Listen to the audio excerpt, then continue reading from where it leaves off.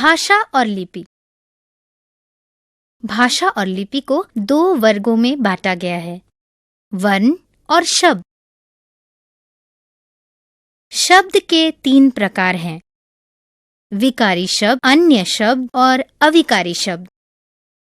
विकारी शब्द हैं संज्ञा, सर्वनाम, विशेषण और क्रिया। अन्य शब्द हैं शब्द भंडार, पर्यायवाची शब्द, विलोम शब्द, एकार्थक शब्द, समूहवाचक शब्द। अविकारी शब्द हैं क्रिया विशेषण, संबंध सूचक, समुच्चय बोधक, विस्मयादि बोधक।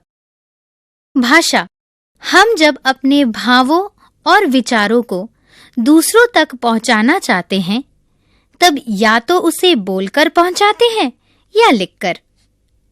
कभी-कभी हम संकेतों से भी अपने विचारों को प्रकट करते हैं, इसे ही भाषा कहते हैं। भाषा बोलकर व लिखकर प्रकट होती है। ध्वनि, शब्द और वाक्यों के संयोग से भाषा निर्मित होती है। भाषा के माध्यम से ही लोग आपस में बातचीत करते हैं और अपनी बात दूसरों तक पहुंचाते हैं। जैसे भारत एक महान देश है, इस वाक्य में शब्द अलग अलग ध्वनियों से निर्मित है। भारत, भ जोड़ आ जोड़ र जोड़ अ जोड़ त जोड़ अ। महान, म जोड़ अ जोड़ ह जोड़ आ जोड़ न जोड़ अ।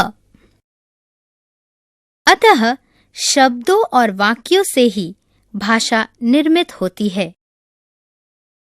लिपि, भाषा को जब लिखते हैं तब कुछ खास तरह के चिन्हों या प्रतीकों का प्रयोग करते हैं। इन प्रतीक चिन्हों को लिपि कहते हैं। विश्व में सभी अलग अलग भाषाओं की अलग अलग लिपि होती है। भारत में भी सभी भाषाओं की अपनी एक विशिष्ट लिपि है।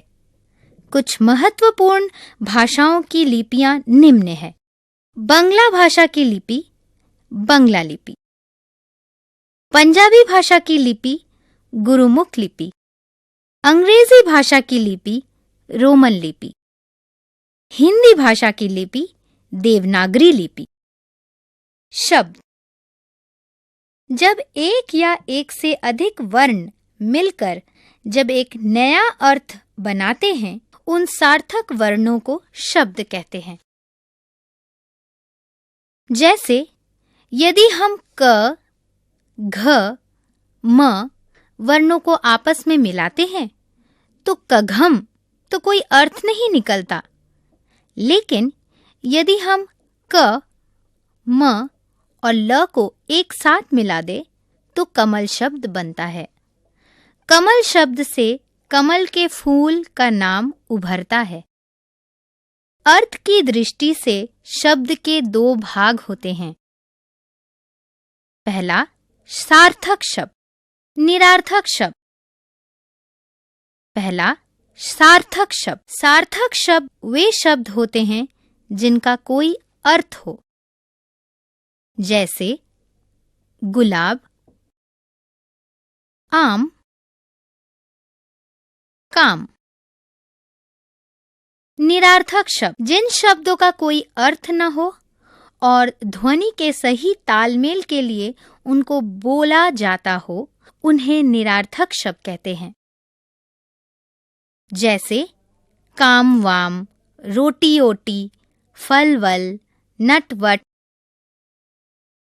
यहाँ वाम, ओटी, वल और वट निरार्थक शब्द है।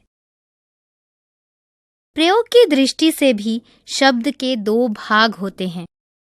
पहला, विकारी शब्द, दूसरा अविकारी शब्द। पहला, विकारी शब्द, जो शब्द वाक्य में अपना रूप बदल लेते हैं, उन्हें विकारी शब्द कहते हैं।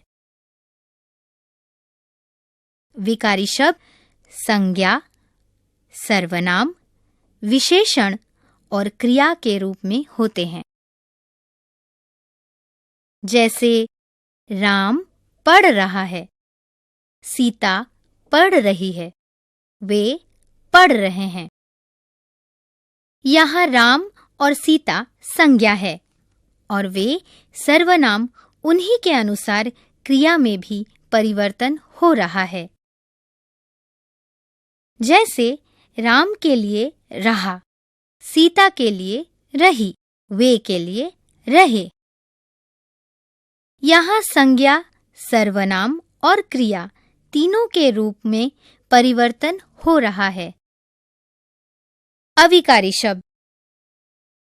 जो शब्द वाक्यों में अपना रूप नहीं बदलते, उन्हें अविकारी शब्द कहते हैं। जैसे राम बहुत होशियार है, गीता बहुत होशियार है, वे बहुत होशियार हैं। यहाँ बहुत और होशियार अविकारी शब्द है।